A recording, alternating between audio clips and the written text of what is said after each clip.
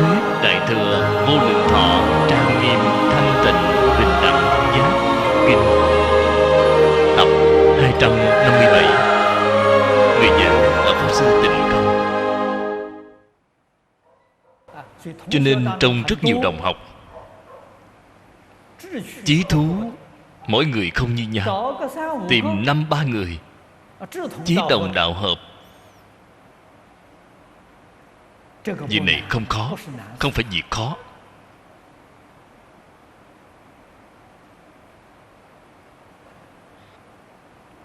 Đồng học phát tâm học giảng kinh thì có. Thế nhưng không tham gia lớp bồi huấn thì sẽ có sự khó khăn nhất định. Tại Trung Quốc đại lục có một số cư sĩ tại gia phát tâm giảng kinh Vô Lượng Thọ, đã giảng rất nhiều lần. Có thể nói kinh này họ đã đọc rất là thuộc, giảng cũng rất thạo. Nhưng mà họ mang băng ghi hình ấy đem đến cho tôi xem thử thì đầy rẫy vấn đề. Nguyên nhân là gì? Không có trải qua sự huấn luyện chính thức. Nếu như dùng kỹ thuật diễn giảng của cư sĩ Lý Bỉnh Nam là tiêu chuẩn của quyển Nội điển giảng tòa chi nghiên cứu, để đo lường họ thì họ không đạt tiêu chuẩn. Cho nên phàm là các đồng học phát tâm học giảng kinh thì phải nên tham gia lớp bồi huấn. Thời gian của lớp bồi huấn không dài. Trọng điểm huấn luyện của chúng tôi chính là truyền thụ phương pháp kỹ xảo trên giảng đài. Bạn học cái này rồi, tương lai bạn lên bục giảng, cho dù giảng không hay, người ta vừa nghe biết là bạn xuất thân là người trong nghề. Bạn không nhắm mắt làm liều.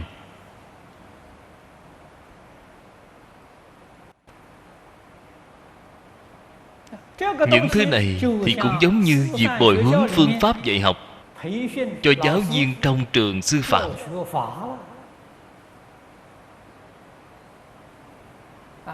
Những giáo viên học ngành sư phạm này nhất định phải học phương pháp dạy học, phải học tâm lý học giáo dục. Đây là 2 môn học bắt buộc của họ. Chúng ta bồi huấn pháp sư, bồi huấn nhân tài giảng kinh, trọng điểm của khóa trình cũng là 2 môn này. Bạn không hiểu được tâm lý của đại chúng thì bạn không có cách nào khế cơ. Phải làm được khế lý, khế cơ. Đây là việc nhất định phải học tập.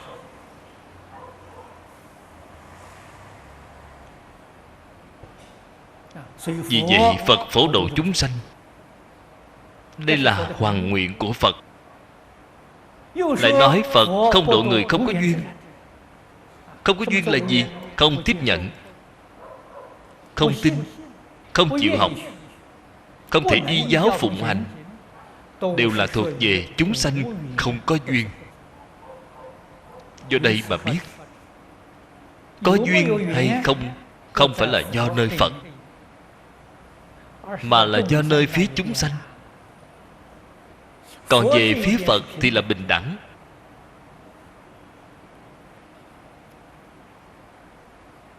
Trong Phật Pháp thường hay nói Phật thị môn trung, bất xả nhất nhân. Cho nên chúng ta phải khẳng định chúng sanh có thiện căn. Ở trên 3 thiện căn mà nói, không tham, không sân, không si, nhất định là không có tự tư tự lợi. Đây là cái gì? Đây là bổn thị của tất cả chúng sanh. Tại vì sao bây giờ bạn lại có tự tư tự lợi? Bạn lại có tham sân si mạng? Đây là tập tính. Căn là từ vô thị kiếp đến nay. đã bị những thứ bất thiện hun đúc. Hun đúc thành cái tập khí này. Duyên ở tại cái xã hội trước mắt này. Xã hội này là một cái thùng nhuộm tham sân si mạng rất lớn. Chúng ta bước vào cái xã hội này, những gì bạn nhìn thấy, những gì bạn nghe thấy, cho đến những thứ bạn nghĩ đến, không gì mà không tự tư tự lợi, không gì là không tổn người lợi mình, không gì là không tham sân si mạng, cứ cho rằng đây là bình thường, đây là việc hợp lý. Vì sai rồi, sai tại chỗ này. Cho nên chúng ta phải khẳng định tất cả chúng sanh vốn thiện. Phải biết được bất thiện là tập tính của họ. Vậy thì chúng ta đối với tất cả chúng sanh bất thiện, cái tâm thái này liền sẽ thay đổi trở lại. Sẽ giống như chư Phật Bồ Tát dùng đôi mắt từ bi để nhìn chúng sanh.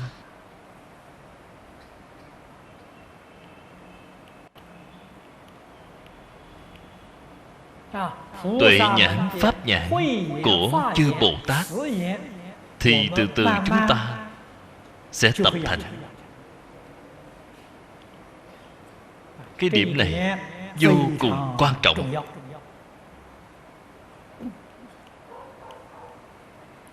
Lại nói đến cái xã hội ngày nay, đại đa số người là bất thiện. Một ít người này của chúng ta có năng lực để giúp đỡ họ hay không? Nói các vị biết, khẳng định là có năng lực. Có hiệu quả bao lớn? Vậy thì còn phải xem cách làm của chúng ta như thế nào.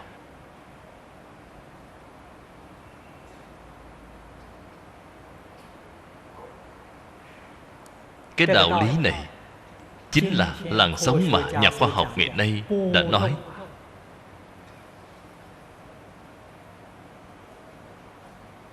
Phật Pháp của chúng ta mấy nghìn năm trước, Thích Ca Mâu Ni Phật đã nói với chúng ta, nhưng Ngài không có nói đến chữ làn sóng, không có dùng cái chữ này.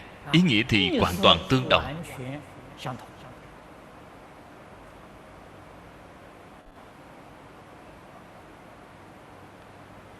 Phật nói một niệm bất giác mà có vô minh. Đây là nói đến làn sóng thứ nhất, làn sóng đầu tiên nhất. Vì sao lại sinh ra làn sóng? Vì bất giác. Trên Kinh Lăng Nghiêm đã nói rất thấu triệt. Vô minh là từ đâu mà đến? Từ một niệm bất giác. Bất giác chính là làn sóng động. Giác rồi thì không động nữa. Bởi vì chúng ta bất giác, chúng ta vĩnh viễn cũng không thấy được sự vô minh. Bởi vì sao vậy? Vì động rồi, động mà không biết động. Phật Bồ Tát không có động. Không động nên các ngài có thể thấy được bạn đang động.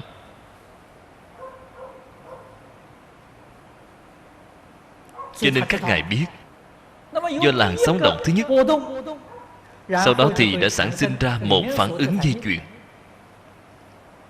Vô minh bất giác sinh tam tế, cảnh giới vi duyên trưởng lục thô, là nhà duy thức học đã nói.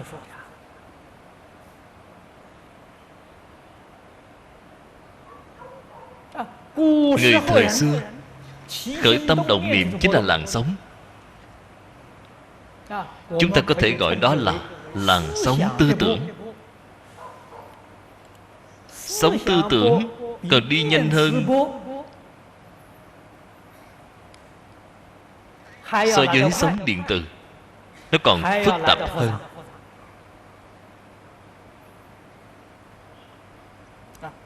Sóng điện từ là hiện tượng vật lý. Khởi tâm động niệm là hiện tượng tâm lý. Tâm là năng hiện, năng biến. Vật chất là sở hiện, sở biến. Hiện nay nhà khoa học gọi là vật lý.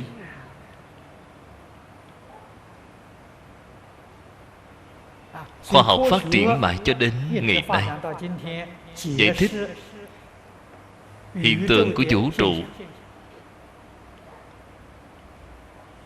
mà không có cách nào nghiên cứu được viên mãn, mà bị thiên về một bên. Nó bị thiên về một bên là sở biến, sở hiện.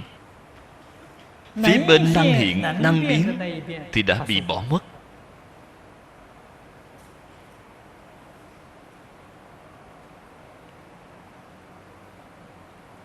Phật Pháp đối với cái chân tướng sự thật này đã nhìn được chuẩn xác, nói được thấu đáo. Nhưng mà rất là đáng tiếc, vì người hiện tại không tin vào Phật Pháp. Vì sao mọi người hiện tại không tin vào Phật Pháp? Nói đến Phật Pháp là mê tín, là tôn giáo.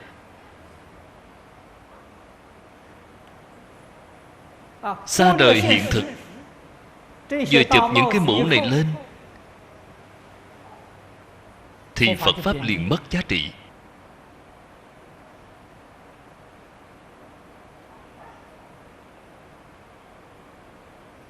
Trách nhiệm cho việc này là thuộc về ai?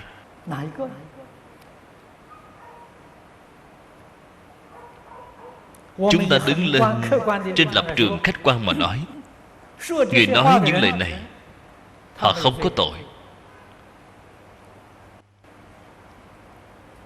Ngày nay trong xã hội này, cái hiện tượng mà Phật giáo biểu hiện ra, quả thật trước khi tôi còn chưa có học Phật, cách nhìn của tôi đối với Phật Pháp cũng giống như họ, là mê tín, là tôn giáo. Xa rời hiện thực, tôi cũng có cách nhìn như vậy.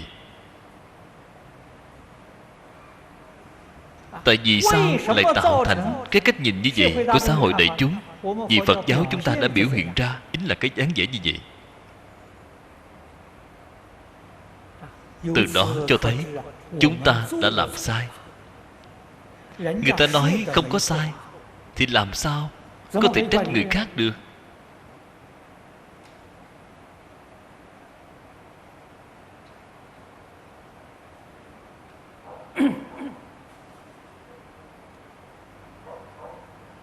Trước mắt tứ chúng đệ tử xuất gia chúng ta đã xuất gia.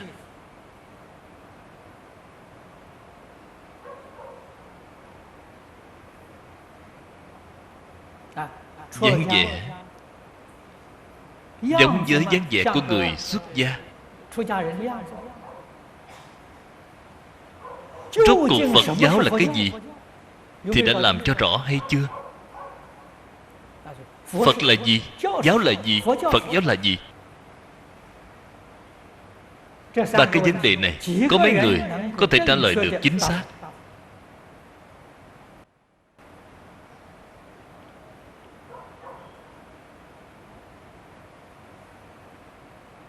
Phật giáo vậy là những gì?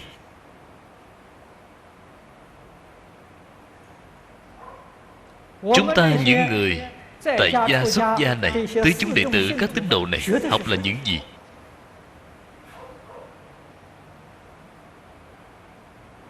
Nghĩ đến cái này mà bản thân cũng không rõ ràng thì người ta nói chúng ta là mê tín, nói chúng ta là tiêu cực. Chúng ta dùng lời gì để phản bác lại người khác đây?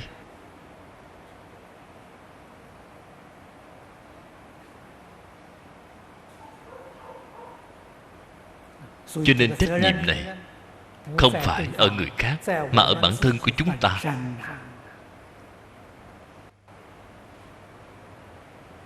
Khi tôi còn là thanh niên, nếu như không phải tiên sinh phương Đông Mỹ giới thiệu với tôi, thì cả cuộc đời này của tôi cũng không biết ở trên kinh Phật lại có rất nhiều thứ tốt đẹp đến như vậy.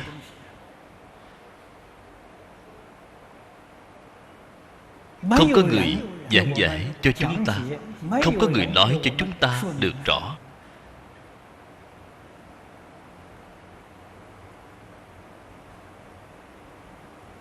Tôi sau khi vừa được tiếp xúc, thật giống như là tìm được báu vật vậy.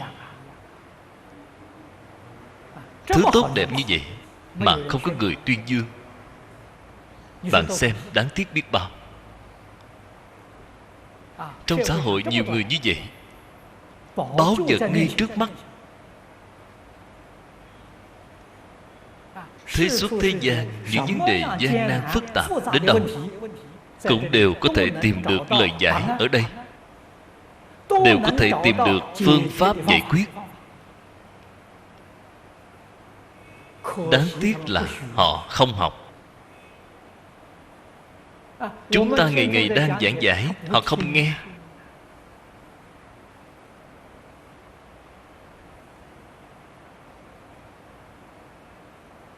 Bạn xem đáng tiếc biết bao. Một ca sĩ nổi tiếng lên sân khấu biểu diễn, vé vào cổng thì đắt đỏ đến như vậy, mà có đến mấy vạn người đến xem. Một trận thi đấu thể thao, vé vào cổng cũng cao đến như vậy, cũng có đến mấy vạn người đi thưởng thức. Mà một thứ tốt như vậy lại có lợi ích mật thiết cả đời đối với bản thân.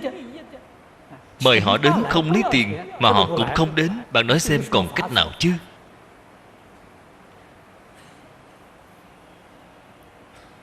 Chúng ta chỉ đành nói chúng sanh nghiệp chướng sâu nặng, không có phước báo. Ngoài việc này ra còn có thể nói gì nữa chứ?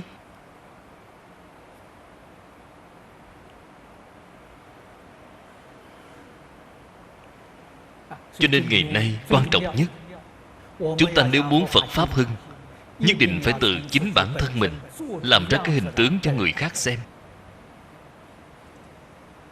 Thích Ca Mâu Ni Phật năm xưa tại vườn Lộc Giả cùng 5 vị tỳ kheo lập nghiệp.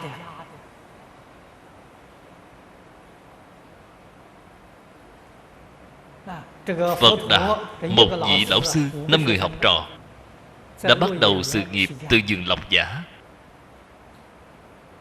Cho nên tôi cũng thường nói, hiện nay mà chân thật có 5 vị tỳ kheo thì có thể hưng giáo,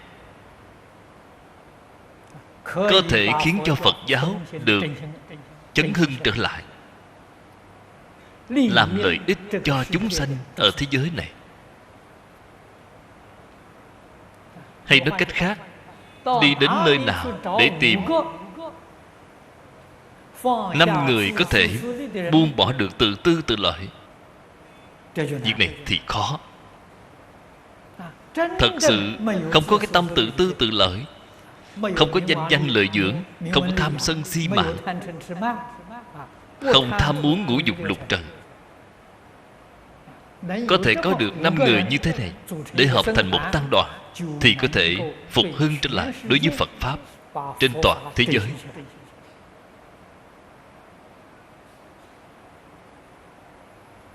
Đáng tiếc, từ khi tôi mới học Phật, đã suy nghĩ 50 năm cũng chưa nghĩ ra.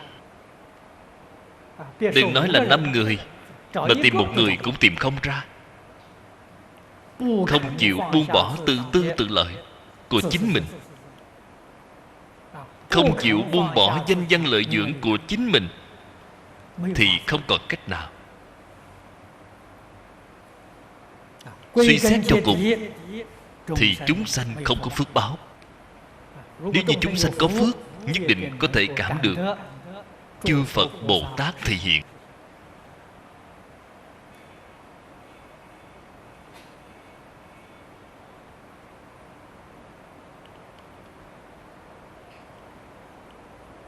Chúng ta xem tiếp câu dưới cùng: chư Phật thánh lực, chư Phật thế giới, việc bất khả tư nghị. Đây là nói đến 2 sự việc. Thánh lực thông thường ở trong nhà Phật thì nói là trên quả địa Như Lai 10 loại đức năng, là 10 lực. Bồ Tát cũng đều có giống như vậy. Nhưng năng lực của Bồ Tát thấp hơn một bậc so với Phật. 10 loại năng lực này A-la-hán không có. Phàm phu đương nhiên càng không thể có. Chúng ta phải tin tưởng, phải tin cho được. Năng lực của Phật, thực tại mà nói, chính là ở trong tự tánh của chúng ta, vốn là có đầy đủ trí huệ, đức năng, tướng hảo. Ở trong tự tánh chúng ta hết thảy đều đầy đủ.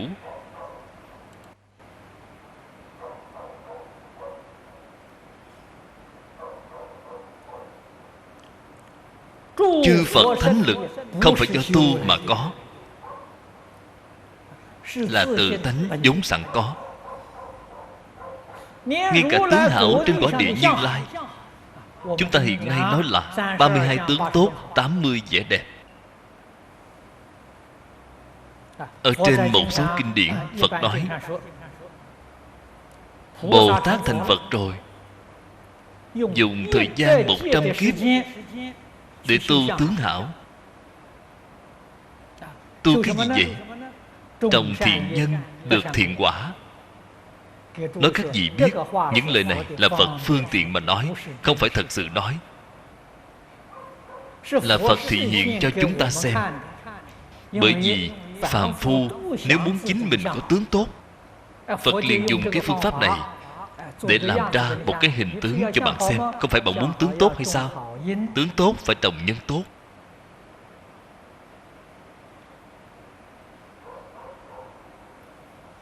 Dạy cho bạn đoạn ác tu thiện. Dụng ý chân thật là tại chỗ này. Nhưng mà đó cũng không phải là giả.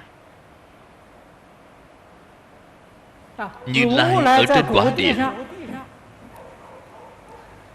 ác đã đoạn tận rồi, thiện đã tu viên mãn rồi, còn phải dùng khoảng thời gian 100 kiếp để đi làm sự việc này sao? Không cần thiết nữa. Chúng ta biết rằng đó là biểu diễn, đó là thị hiện, đó là dạy người mới học.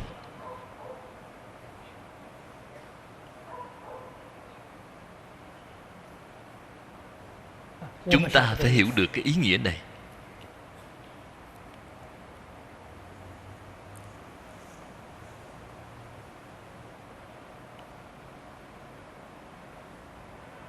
Thánh lực trên quả địa chư Phật biểu hiện ra là ở chỗ nào?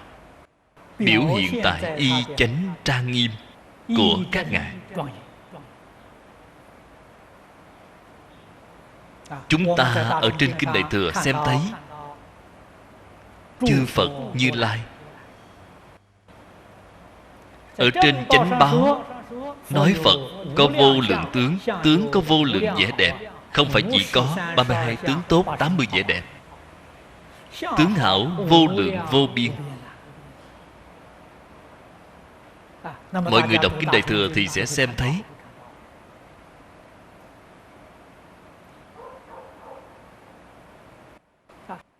trên y báo, đó chính là trang nghiêm thế giới, trang nghiêm quốc độ.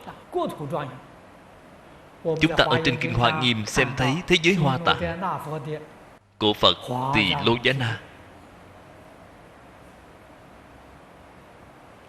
Ở trên kinh điển Tịnh Độ, chúng ta nhìn thấy thế giới Tây Phương Cực Lạc. Đó không phải là công sức con người xây dựng nên, là tự tự nhiên nhiên mà biến hóa ra. Thực tại mà nói, chính là duy tâm sở hiện mà trên Kinh Hoa Nghiêm đã nói. Là tâm gì? Tâm Phật.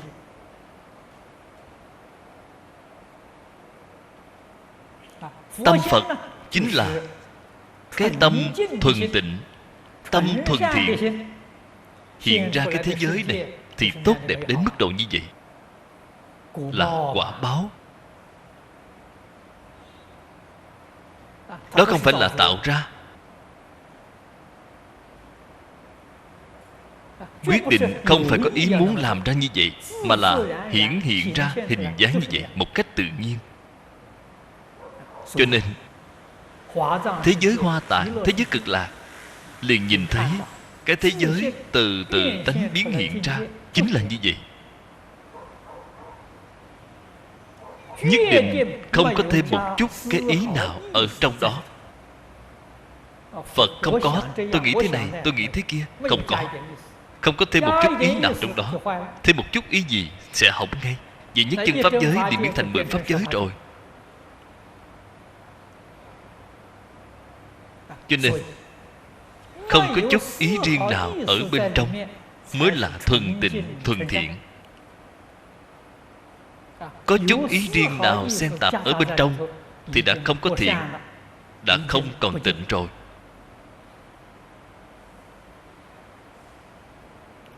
Cái đạo lý này không thể không biết.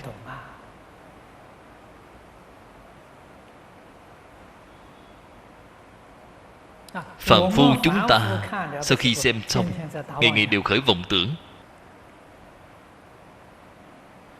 Phật dạy chúng ta phải lấy khổ làm thầy, trải qua cuộc sống thanh bần. Tại vì sao người ở thế giới Cực Lạc lại hưởng thụ đến như vậy?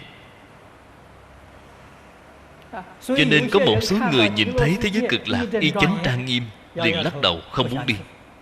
Vì sao vậy? Quá xa xỉ, quá phồn hoa. Họ rất thanh cao, muốn làm một người tu đạo cho tốt, là một vị tăng khổ hạnh. Họ không hiểu được cảnh giới của người ta vốn dĩ là như vậy. Họ nói nó quá xa hoa, bản thân phải làm khổ hạnh. Bạn có cái ý riêng, người ta thì không hề có. Tâm của người ta thuần tịnh, tâm của bạn không tịnh. Tâm của người ta thì thuần thiện, tâm của bạn không thiện.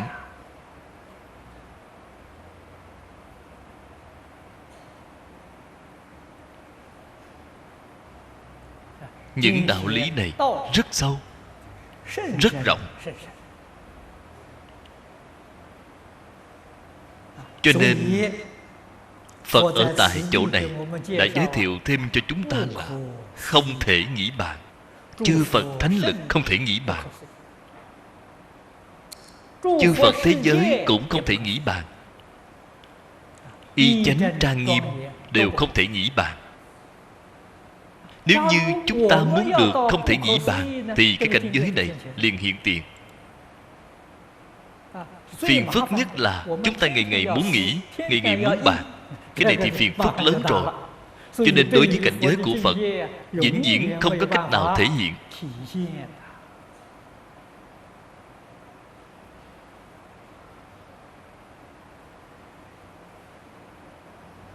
Suy nghĩ của chúng ta xưa nay chưa hề ngừng nghỉ. Còn nghị luận thì đến khi đi ngủ mới thôi, không nghị luận nữa. Có thể ngừng lại, nhưng mà suy nghĩ không có ngừng lại. Khi ngủ còn nằm mộng, trong giấc mộng vẫn còn nghị luận, vậy thì hết cách rồi. Trong mộng vẫn còn khởi vọng tưởng, trong mộng vẫn còn nghị luận, vậy thì thật khó rồi. Đến lúc nào thì nghĩ bạn cho cùng tận, thì bạn nhập tam muội, thậm thâm tam muội. Tam muội chính là thiền định, thì bạn đã nhập thậm thâm thiền định rồi. Ở ngay trong thậm thâm thiền định, cảnh giới chư Phật liền hiện tiền. Trong định cảnh giới liền hiện tiền, hiển thị ra.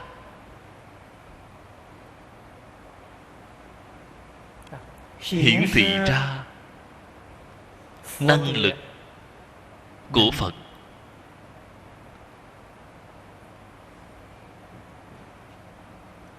Năng lực của Phật vô lượng vô biên. các ngài cũng có gia trì chúng ta một phần.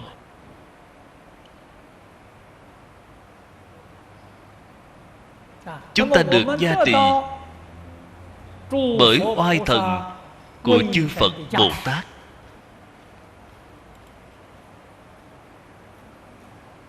Mấu chốt là ở tại lòng tin chân thành.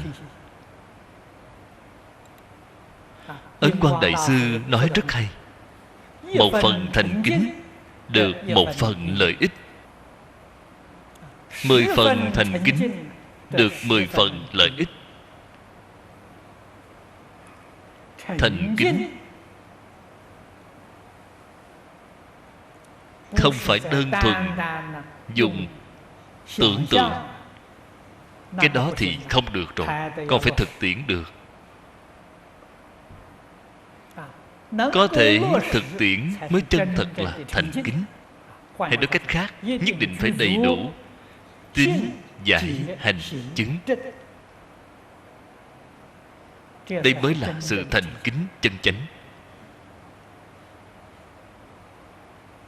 Có tín, có giải, không có hành. Cái tín giải đó cũng không phải là thật. Có thể hành, không thể chứng. Cái chứng này là gì vậy? Người hiện tại chúng ta gọi là thành tích, là hiệu quả. Bạn chiếu theo mà làm, sau khi làm rồi không có hiệu quả, không có biểu hiện thành tích. Tuy là làm không phải sai sót về mặt phương pháp, vậy thì chính là sai sót về mặt lý luận.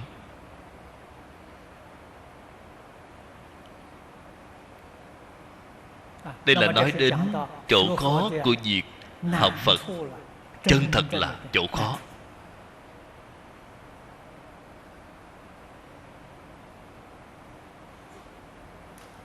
Cái đạo lý này chúng ta không thể không hiểu. Quả thật là có chỗ khó. Chỗ khó khăn nhất định là phải tự mình khắc phục. Tự mình chân thật phát tâm. Nếu như chân thật giác ngộ được, việc lớn sanh tử, luân hồi đáng sợ. Thật có cái tâm ở ngay trong đời này liễu sanh tử, thoát luân hồi, vậy thì bạn có hy vọng rồi. Nếu như không có sự giác ngộ này, không có cái ý niệm này, thì bạn thật sự rất khó giác ngộ rồi. Bạn nhất định vẫn sẽ bị cảnh giới xoay chuyển. Trong cảnh giới, bạn không có thể tự làm chủ.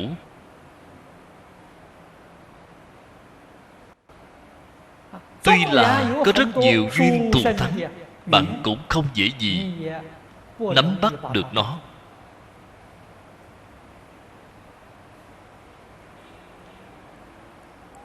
Cho nên phát tâm là việc rất khó. Người tu hành đầu tiên phải phát tâm. Phát tâm là dẫn đường cho việc tu hành.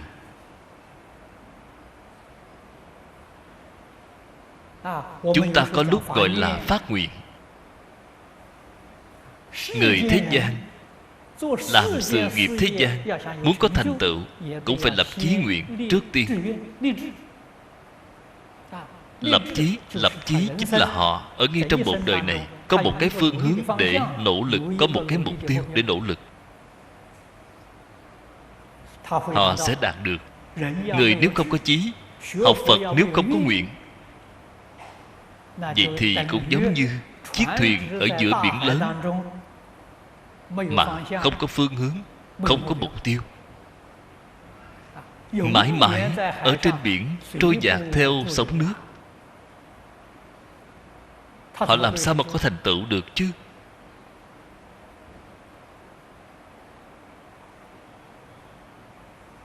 Chúng ta ngày nay học Phật, đặc biệt là chư vị đồng tu xuất gia, các vị phải có mục tiêu, phải có phương hướng. Cả đời không thay đổi mục tiêu, phương hướng, khẳng định bạn sẽ có thành tựu.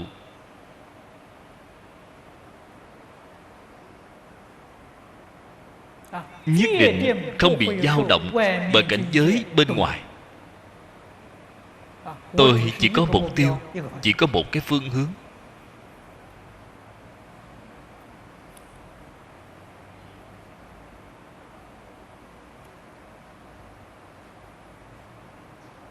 Tôi cũng làm ra một tấm gương cho các đồng học.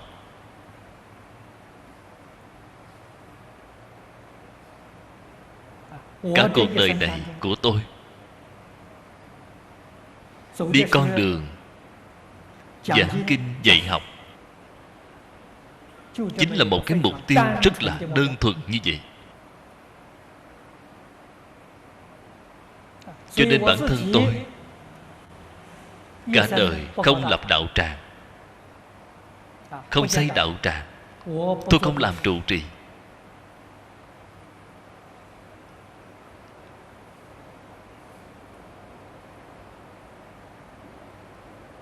Người đến tìm tôi rất nhiều, muốn tặng đạo tràng cho tôi. Họ đến tìm tôi để tặng đạo tràng. Tôi đã nói những lời gì với họ? Bạn có phải có ý muốn hại tôi hay không? Bạn có cái tâm gì vậy? Bạn muốn kéo tôi đi xuống địa ngục hay sao?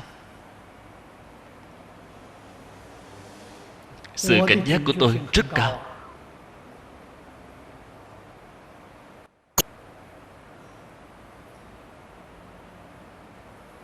Thế nhưng khi mà cơ duyên của chúng tôi thành thục rồi, vì để thuận tiện cho việc hoằng pháp lợi sanh, cũng đã tiếp nhận mấy cái đạo tràng. Khi xưa ở Đài Loan, cảnh Mỹ có một cái Hoa Tạng Độ Thư Quán. Đạo tràng trong thời gian trù bị, tôi liền mời cư sĩ Hàn Anh đến làm quán trưởng, giao cho bà toàn quyền.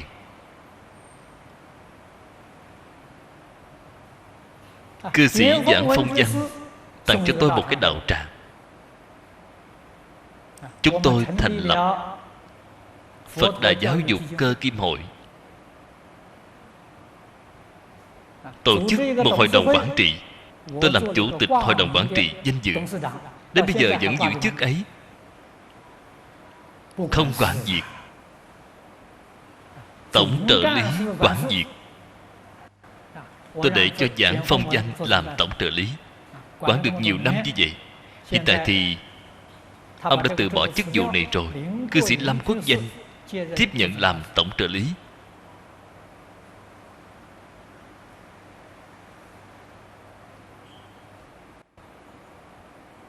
Giữ chức danh dự tại đạo tràng này. Tại Đà Lạt của nước Mỹ có một đạo tràng. Hiện tại tôi vẫn giữ một chức danh dự. Trong sổ đăng ký của chính phủ Mỹ, tôi là người đứng đầu của đạo tràng.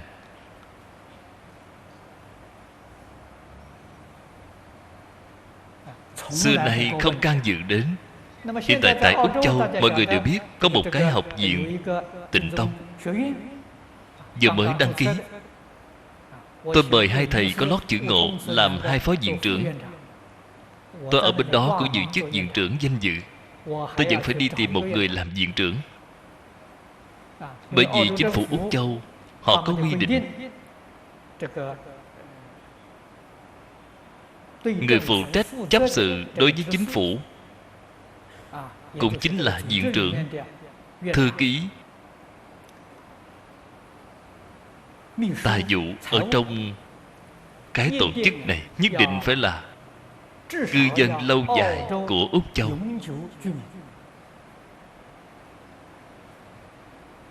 Hiện tại họ vẫn chưa được cấp phép làm cư dân lâu dài. Sau khi họ được cấp phép thì chức viện trưởng này sẽ giao cho họ làm. Tôi không cần. Tôi hiện tại vẫn để ý ở việc lựa chọn. Có thể tìm được thân phận công dân Úc Châu thì tôi để họ làm. Còn tôi làm gì? Tôi đã từng nói qua với các vị, tôi nhất định trong 5 năm sau này đem Hoa Nghiêm, Pháp Hoa, Lăng Nghiêm, Tịnh Độ, Năm Kinh Một Luận giảng trở lại một lần, đem các bộ này ghi hình lại, tương lai để cho các đồng học làm tài liệu để nghiên cứu, tham khảo. Mục tiêu phương hướng cả đời tôi không thay đổi.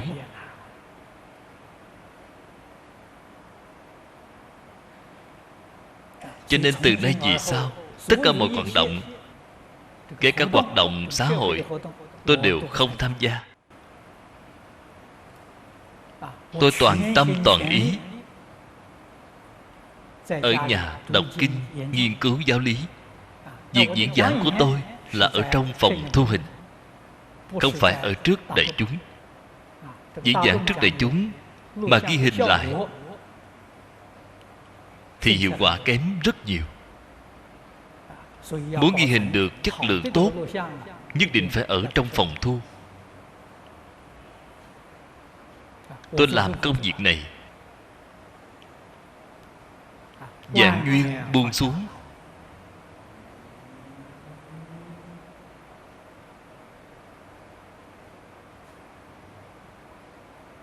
Việc này là để cung cấp cho các đồng tu làm tham khảo. Các vị đều xem thấy được.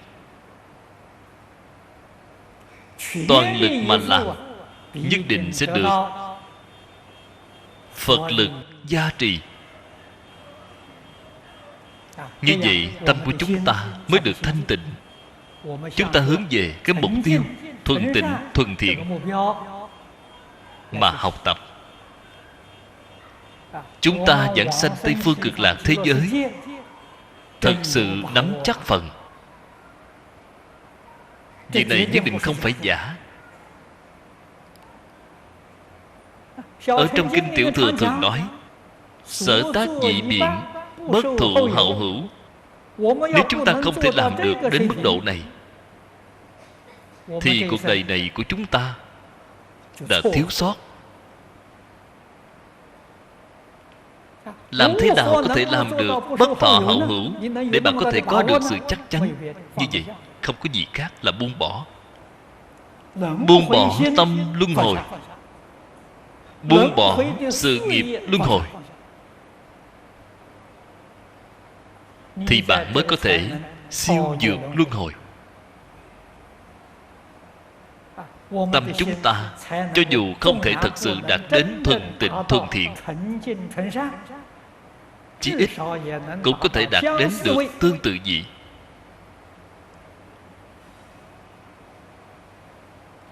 Vậy thì mới có thể tương tự vị giảng sanh cực lạc thế giới, sanh phương tiện hữu dư độ.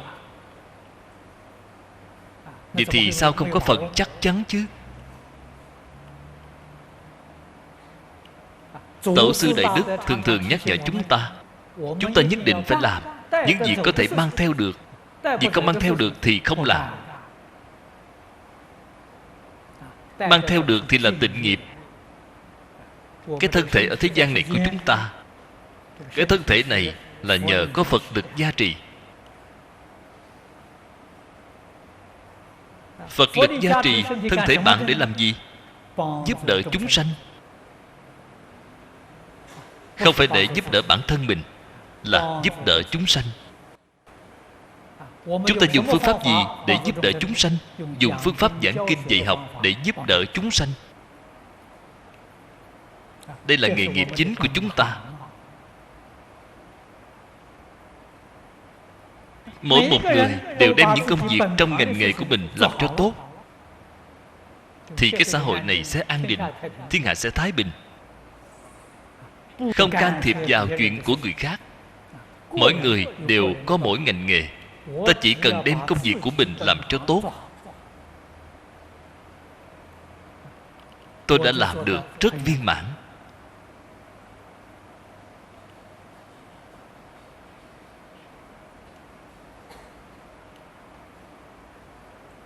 cũng giống như một cái đồng hồ vậy. Có rất nhiều linh kiện tổ hợp thành. Mỗi một linh kiện đều có vai trò và bổn phận của nó. Nó ở cái vị trí nào? Công việc của nó là những gì? Mỗi một linh kiện ở tại vị trí cương vị của nó đều tận hết trách nhiệm của nó, phối hợp với những cái khác. Cái đồng hồ này hoạt động bình thường, giờ giấc sẽ báo chính xác, sẽ không bị sai một phút một giây nào. Chúng ta ở trong xã hội, mỗi một người đều phải đem công việc ở cương vị của mình làm cho tốt, lại phối hợp cùng với các ngành nghề, thì xã hội sẽ khỏe mạnh. Mỗi một người đều có thể sống một cuộc sống hạnh phúc mỹ mãn. Người với người có thể hợp tác, dân tộc với dân tộc có thể hợp tác, tôn giáo cùng tôn giáo có thể hợp tác, quốc gia cùng quốc gia có thể hợp tác, thì thiên hạ thái bình rồi.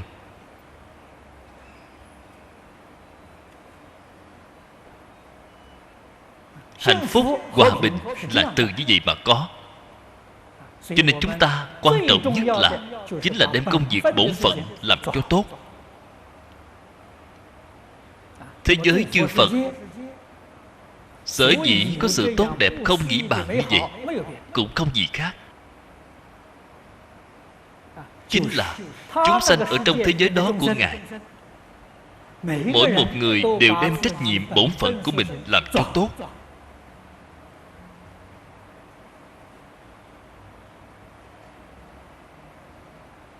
Chúng ta phải nên thể hội cho được. Chúng ta làm tốt cái bổn phận của mình. Việc này thì nhà Nho lại nói là tu thân. Thân tu xong mới tề gia.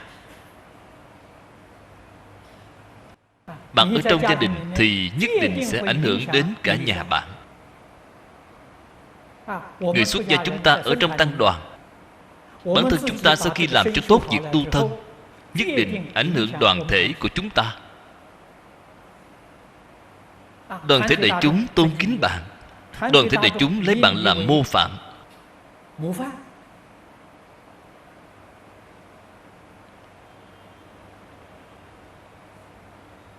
Mọi người đều học tập ở bạn.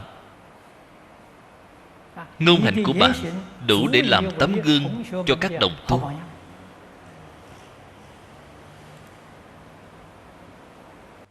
Một cái đoàn thể mà tốt, nhất định có thể ảnh hưởng đến hàng xóm của bạn, bà con bạn bè của bạn.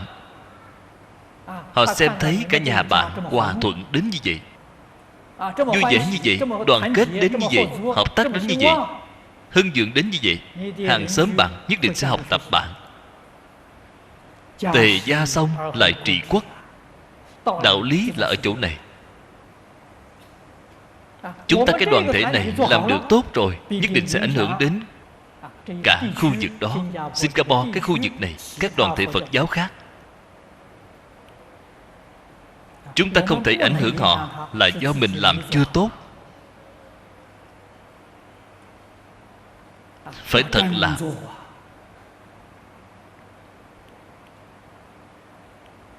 phải phát lộ ra cái thành ý từ trong nội tâm, không phải làm ra một cái giả tướng để cho người khác xem. Giả tướng cuối cùng có một ngày bị người ta vạch trần, bị vạch mặt rồi thì không đáng đồng xu. Nhất định là phải từ trong nội tâm mà làm, chăm chỉ mà làm, một chút giả tạo cũng không hề có.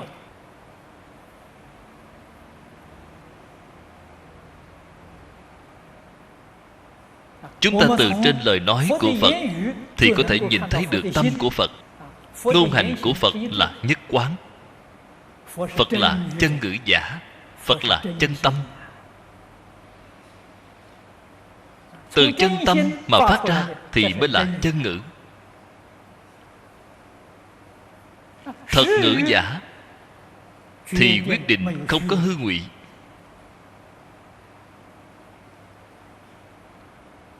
Ngôn ngữ được sinh ra từ trong tâm thành khẩn thì mới thành khẩn.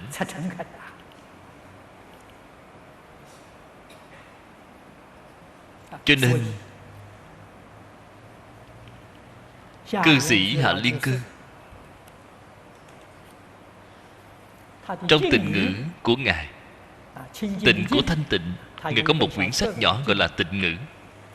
Rất nhiều đồng học đều có xem qua.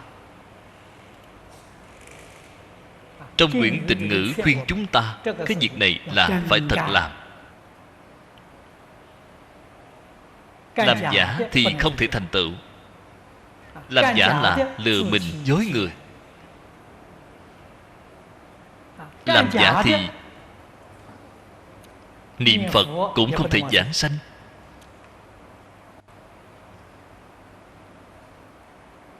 Đây là cái đạo lý nhất định. Chúng ta không thể xem nhẹ, không thể nào lơ là. Đặc biệt là tự mình phát tâm phải muốn thành tựu ngay trong đời này. Nếu như mà lơ là, sơ suất ở tại chỗ này, cuộc đời này của chúng ta đến thời khắc lâm chung vẫn là phải tiếp tục sự luân hồi. Đến lúc đó thì bản thân bạn sẽ không tự làm chủ được. Cho nên không thật làm thì làm sao được chứ? Người khác có chịu thật làm hay không, nên nhớ là không liên can gì với ta. Đó là việc của họ. Họ thật làm, chúng ta nhìn thấy thì hoan hỷ. Họ không thật làm, chúng ta nhìn thấy cũng không sanh phiền não. Tuyệt đối không để bị họ xoay chuyển.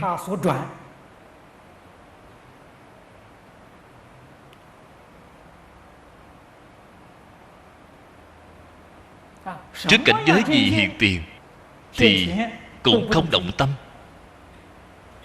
giữ vững bước chân của mình. Làm gì có cái đạo lý không thể thành tựu được.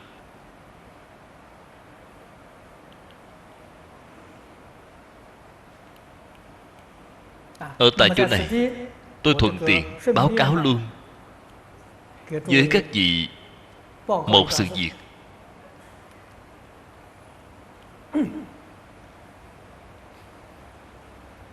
Chúng ta mỗi ngày vào buổi sáng đều có khai thị buổi sáng nửa giờ đồng hồ. Các đồng tu hiện nay, vì tôi mà chọn ra Kinh A Nan hỏi Phật việc tốt xấu, cũng đã giảng được gần một nửa. Buổi sáng tiếp theo, chúng ta có nửa giờ đồng hồ giảng Kinh Hoa Nghiêm. Hoa Nghiêm là phải giảng thời gian dài. Cho nên tôi muốn từ ngày mai trở đi, hy vọng là vào tháng sau, trước ngày 12 tháng 8, khoảng thời gian này đại khái là khoảng 2 tuần, Hoa Nghiêm của chúng ta tạm ngừng. Dành khoảng thời gian này dùng toàn bộ để giảng Kinh A Nan hỏi Phật việc tốt xấu. Hy vọng là trong khoảng thời gian đem bộ kinh này giảng cho được viên mãn. Những điển ghi hình này có thể đem đi lưu hành. Lúc trước chúng tôi đã giảng qua bộ Kinh Thập Thiện Nghiệp Đạo. Kinh Thập Thiện Nghiệp Đạo cùng với Kinh A Nan hỏi Phật việc tốt xấu là nền tảng tu học của chúng ta. Có thể nói là khoa mục chung ở trong Phật giáo. Bất luận bạn học Đại Thừa hay là Tiểu Thừa, Hiển giáo hay là Mật giáo, tông môn hay là giáo hạ, đều là lấy hai bộ kinh này làm nền tảng. Cũng giống như là xây nhà vậy. Bất luận bạn xây cái nhà hình dáng như thế nào, bạn xây ngôi nhà cao cỡ nào, thì hai bộ kinh này là nền móng. Nền móng của bạn nhất định phải làm cho tốt. Nền móng mà làm không tốt, có xây thế nào cũng không thể hoàn thành. Hai bộ kinh này rất là quan trọng.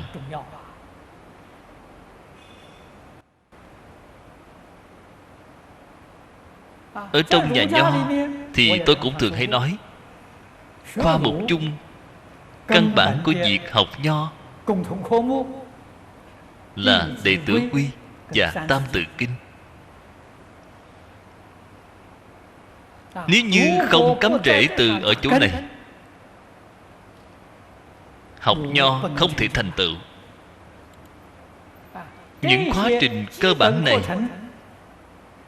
ở trong Phật Pháp đều là căn bản của việc tu hành, xem trọng ở việc hành trì.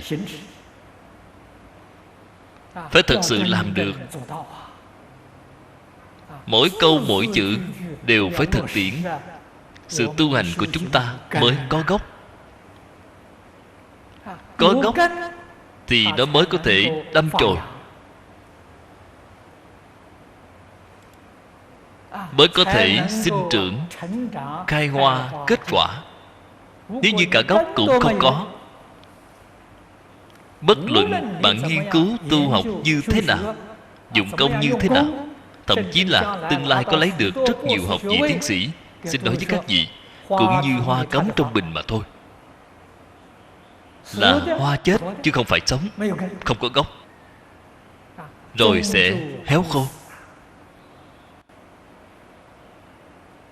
Nó không phải là sống mà. Chúng ta muốn học Phật thì phải sống trở lại ở trong Phật Pháp. Thì bạn hiểu được Kinh Thập Thiện Nghiệp Đạo cùng với Kinh A Nan hỏi Phật việc tốt xấu là quan trọng. Tôi học giáo cùng với lão cư sĩ Lý Vĩnh Nam. Bộ kinh đầu tiên chính là Kinh A Nan hỏi Phật việc tốt xấu. Đặc biệt đã chọn ra một bộ kinh này của Tiểu Thừa, nói rõ Đại Thừa là lấy Tiểu Thừa làm nền tảng. Tiểu Thừa không bén rễ thì Đại Thừa sẽ không có phần. Kinh Thập Thiện Nghiệp Đạo là thông đạt cả Đại Thừa và Tiểu Thừa.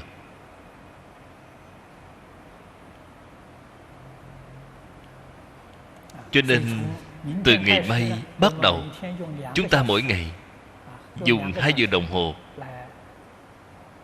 để đem bộ kinh này giảng cho viên mãn. Tốt rồi, hôm nay thời gian đã hết, chúng ta chỉ học đến đây thôi. A Di Đà Phật. Cẩn dịch Vọng Tây Cư Sĩ.